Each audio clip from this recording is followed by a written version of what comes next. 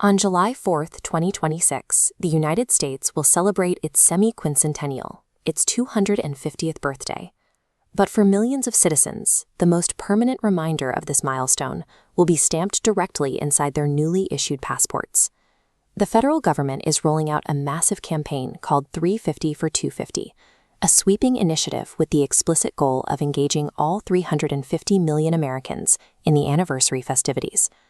For a national birthday, the public generally expects fireworks displays, historical reenactments, and local parades.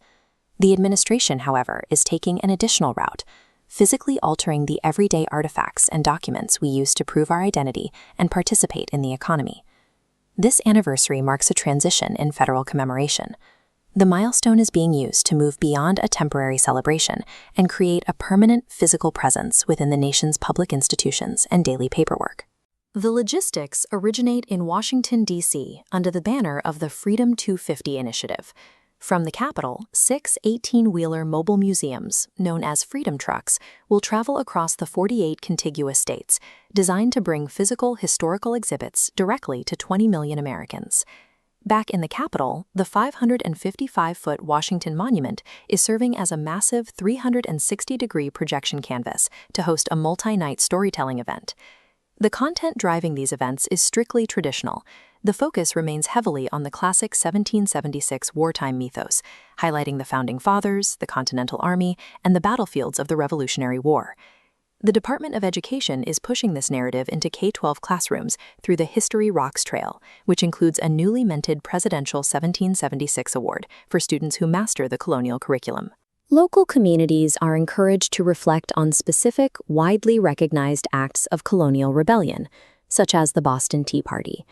This mobilization of federal resources fulfills the expected duty of a national anniversary, cementing the 1776 creation story firmly into the modern public consciousness. But running parallel to these history lessons is an entirely different project.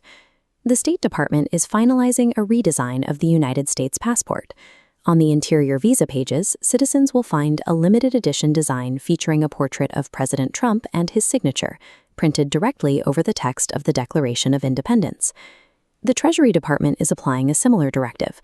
A sitting president's signature will be added to the plates used for everyday American paper currency. Alongside the paper bills, the U.S. Mint is issuing a commemorative karat gold coin pressed with the president's image. The effort scales up from pocket-sized documents to federal architecture. The United States Institute of Peace has been physically renamed to include the president's full name on the building's facade. The iconic Kennedy Center is being rebranded as the Trump Kennedy Center, and millions of hikers visiting federal lands will find the president's face printed on their national parks passes.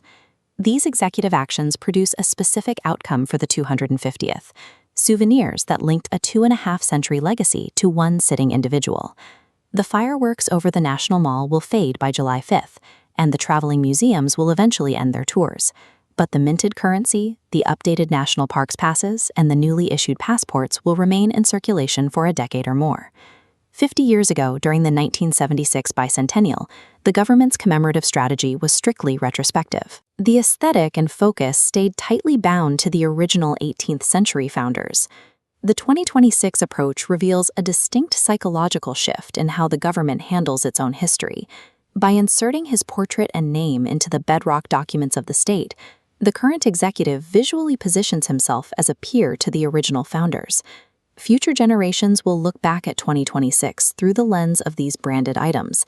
This strategy shifts the focus of the anniversary, ensuring that the image of the modern executive is etched into the very items used to remember the country's birth.